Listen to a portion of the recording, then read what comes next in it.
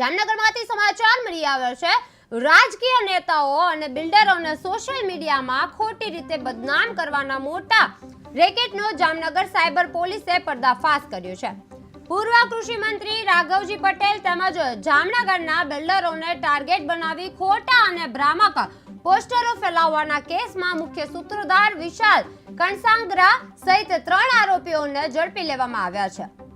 નગરમાં cyber crime police station દ્વારા અગાઉ એઆઈની મદદથી એક આઈડી જે છે જેનું નામ હતું વિશાલ કણસાગરા અને ઇન્સ્ટાગ્રામમાં v.કણસાગરા77 નામના આઈડી ઉપરથી ઘણા લોકોના એઆઈથી બનાવેલા વિડીયો અને ફોટોગ્રાફ્સ મૂકી ત્યારબાદ કોઈ પણ રીતે એને ઉશ્કેરવા અથવા તો નાણાં પડાવી લેવા માટે અલગ અલગ એફઆઈઆરો આ બાબતની નોંધાયેલી હતી।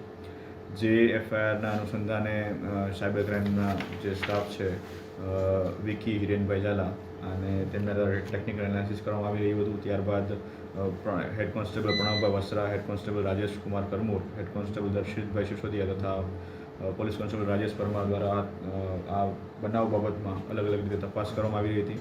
જેના અનુસંધાને જે કુલ 4 આરોપીઓ છે એમની અત્યાર સુધીમાં ધરપકડ કરવામાં આવેલ છે, અરેસ્ટ કરવામાં આવેલા છે। જેમાં પહેલું નામ છે વિશાલ ઉર્ફે કાનુ, સન ઓફ હેમંતભાઈ ત્રિકમભાઈ કણસાગરા, એની અટક કરવામાં આવી છે। ત્યારબાદ પરસોત્તમભાઈ ઉર્ફે પસાભાઈ, સન ઓફ મહેન્દ્રભાઈ શામજીભાઈ પરમાર, ત્યારબાદ હેમંતભાઈ સન ઓફ ત્રિકમભાઈ હંસરાજભાઈ કણસાગરા અને રાજેન્દ્રસિંહ સન ઓફ ચંદ્રસિંહ લખુભા સોલંકી, આ તમામ આરોપીઓને પોલીસ દ્વારા સાયબર ક્રાઇમ પોલીસ સ્ટેશન દ્વારા અટક કરવામાં આવેલા છે અને અલગ અલગ ગુનાઓમાં એમને જે પોલીસ કસ્ટડીની રિમાન્ડ છે તે મેળવવામાં આવી રહી છે અને આગળની ઇન્વેસ્ટિગેશન જે ટેકનિકલ એનાલિસિસના આધારે જે ટેકનિકલ એનાલિસિસ છે એના આધારે કરવાનું હાલ ચાલુમાં છે। જે આમાં પ્રથમ જે આરોપી જે છે વિશાલ કણસાગરા, તેના વિરુદ્ધ અલગ અલગ પોલીસ સ્ટેશનમાં કુલ આશરે 10 થી 11 જેટલા ગુનાઓ નોંધાયેલા છે। જેમાં અગાઉ પણ એના વિરુદ્ધમાં આઈપીસી 406-420 મુજબના છેતરપિંડી વિશ્વાસઘાત બાબતના ગુનાઓ સામેલ છે। એટલે કે અગાઉ પણ એને આ પ્રકારની મોડસ ઓપરેન્ડીથી કામ કરવાની ટેવ છે।